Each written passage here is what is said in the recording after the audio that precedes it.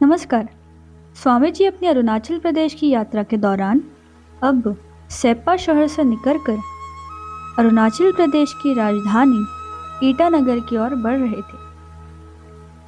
सेप्पा शहर से ईटानगर की ओर जाते वक्त केवल 10 किलोमीटर की दूरी पर ही नाग मंदिर स्थित है।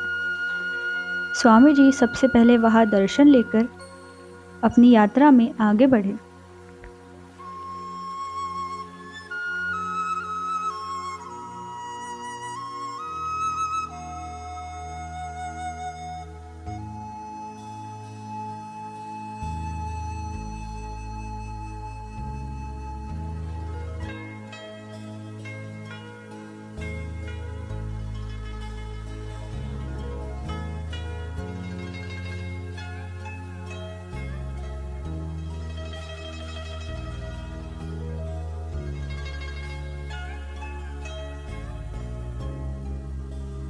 सेप्पा शहर से ईटानगर 200 किलोमीटर की दूरी पर स्थित है, जहां जाने के लिए नेशनल हाईवे 13 कामेंग नदी के किनारे किनारे से नाहरलागुन क्रॉस कर स्वामी जी ईटानगर पहुंचे। संपूर्ण ईटानगर सगालीकडे जाणारा रस्ता आहे। सगाली ईटानगर सेगे असा हा रस्ता आहे आणि हा दिसणारा सगळा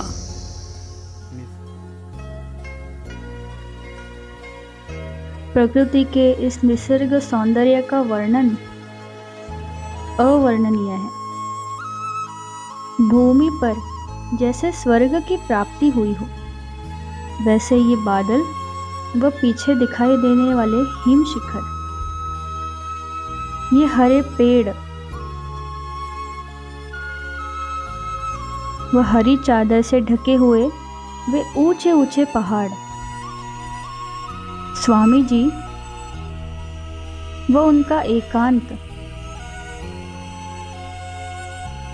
जैसे कि इन बादलों ने कुछ क्षण के लिए पहाड़ों पर बैठने की अनुमति मांगी हो। कुछ क्षण के लिए निसर्ग ने अपने इस रूप को स्वामी जी को दिखाने के लिए प्रकट किया हो, ऐसा यह सुंदर स्वरूप है।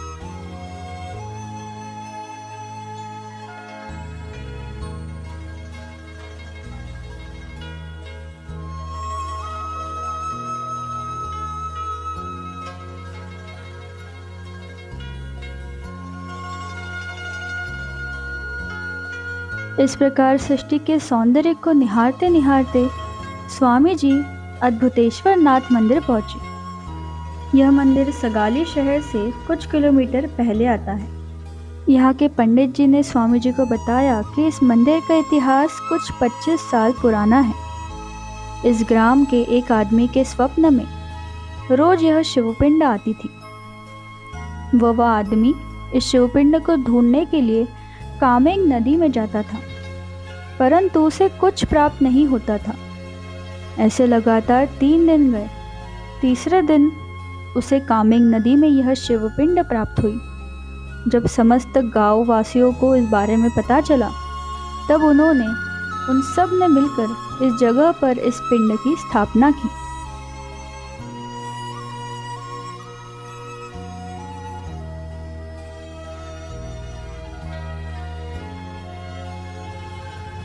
कि आपके ये सब रूप में पूरा समुद्र मंथन का विश्व समा गया।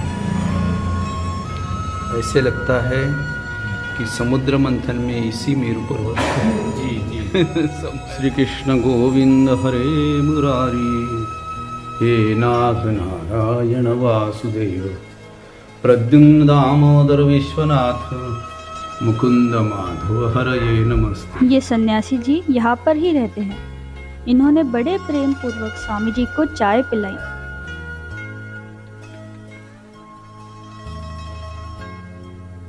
कुछ समय यहाँ बिताने के बाद स्वामी जी अपने प्रवास की ओर ईटानगर की ओर आगे बढ़े।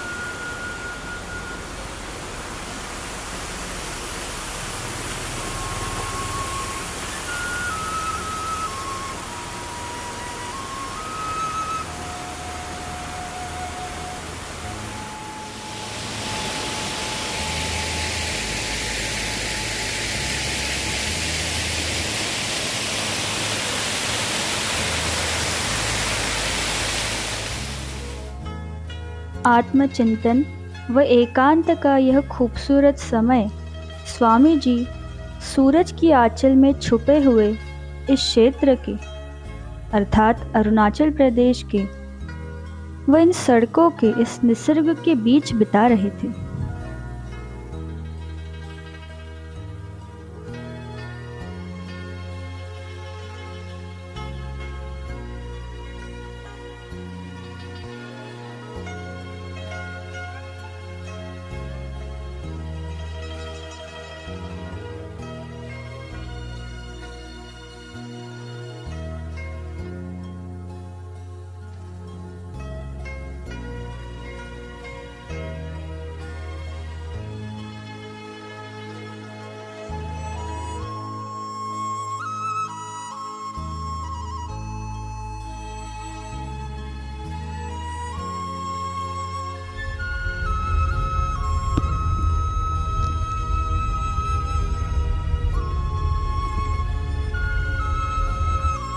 संपूर्ण कोकणसारखा भात शेतीचा एरिया सगळा, प्रत्येकाच्या दारात टिलर आहे।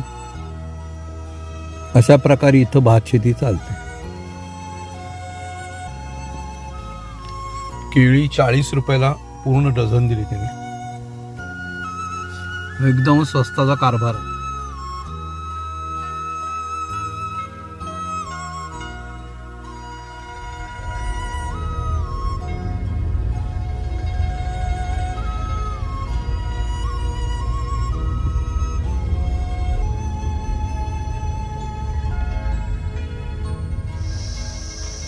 संपूर्ण हा व्ह्यू पॉइंट आहे सगालीकडे जातानाचा, इटानगरकडे।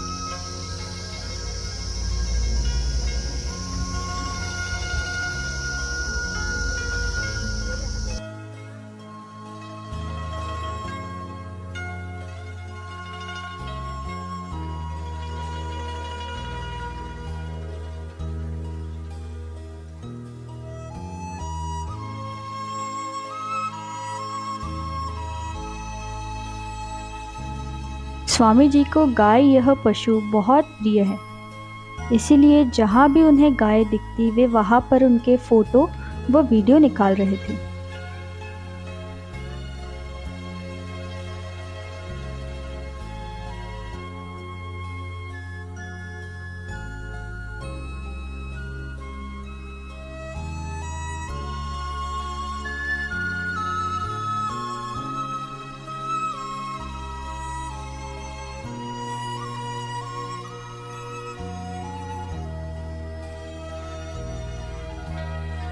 अरुणाचल प्रदेश में अधिक जनसंख्या आजीविका के लिए कृषि पर निर्भर है।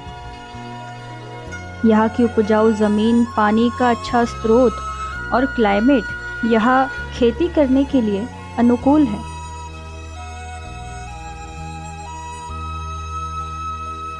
प्रकृति के सृष्टि सौंदर्य में से ही व्यास ऋषि ने 4 वेद बताए और उनकी प्रत्यक्ष प्रचिति और साक्षात्कार देने वाला हिमालय का यह सप्त कन्याओं का भाग है।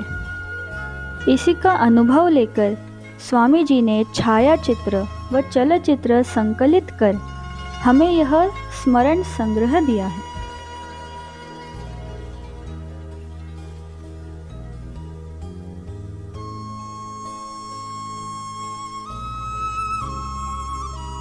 आधुनिक विज्ञान की 3 चीज़ों का स्वामी जी ने ज्ञान प्राप्त करने के लिए उपयोग किया है।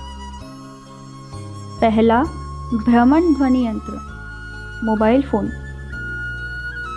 दूसरा, 4 व्हीलर गाड़ी। और तीसरा है चश्मा। इन तीनों वस्तुओं का स्वामी जी ज्ञान और सिद्धता प्राप्त करने के लिए परिपूर्ण ऐसा उपयोग कर रहे हैं। कलयुग के 6 दशक और 4 आश्रमों का अनुभव भी तो स्वामी जी के साथ ही था। और इस प्रकार स्वामी जी अरुणाचल प्रदेश की इन एकांत सड़कों पर निरंतर प्रवास कर रहे थे।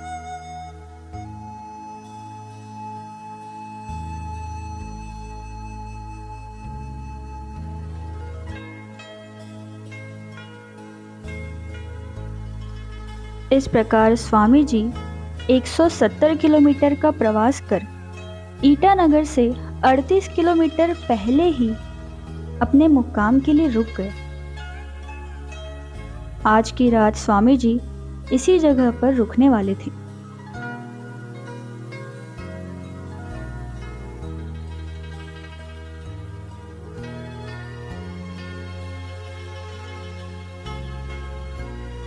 डिक्रोंग नदी के किनारे ये सुंदर छोटे छोटे घर, इसी जगह पर स्वामी जी रुके।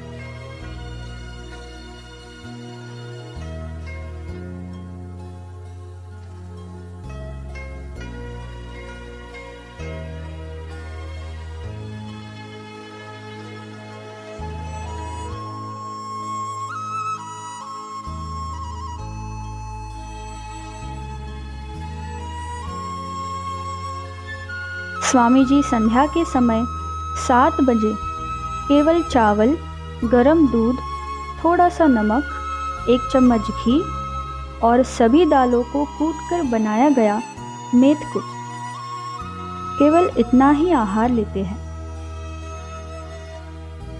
स्वामी जी कहते हैं कि हम जितना कम आहार लेंगे उतना हम आलस्य से दूर रहेंगे। स्वामी जी यह भी कहते हैं कि हम कोई भी शाकाहारी भोजन खाएं, परंतु उसे नियमित मात्रा में ही खाएं। स्वामी जी ने संध्या काल 7:33 पर अपने प्रवास के कुछ विचार इस प्रकार प्रकट किए हैं। मराठी में उन्होंने लिखा है, एक अनामिक, अनभिज्ञ पण अपेक्षित स्थित्यंतर परमहंस ब्रह्मतत्वातल्या विलीनतेचे।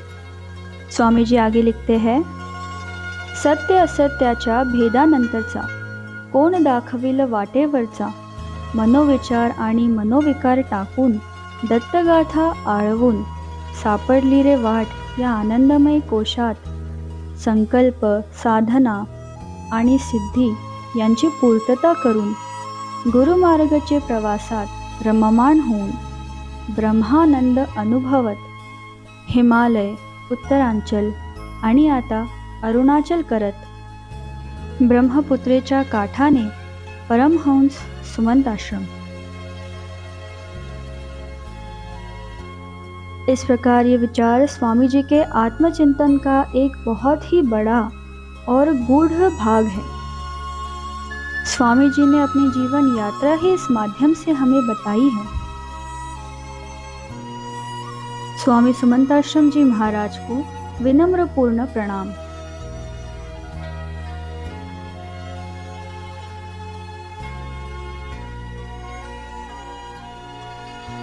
अगले दिन स्वामी जी ईटानगर के विभिन्न स्थानों की भेंट लेने के लिए ईटानगर पहुंचे। ईटानगर में उन्होंने क्या क्या देखा, ये सब हम अगली वीडियो में बताएंगे। ईटानगर पहुंचने के लिए निकटम हवाई अड्डा लखीमपुर या ईटानगर में स्थित है। निकटम रेलवे स्टेशन नाहरलागुन में स्थित है। सड़क मार्ग से यहाँ पहुंचने के लिए नेशनल हाईवे 15 आसाम के प्रमुख शहरों से अच्छी तरह जुड़ा हुआ है। वह बस सेवाएं भी आसाम से उपलब्ध है। धन्यवाद।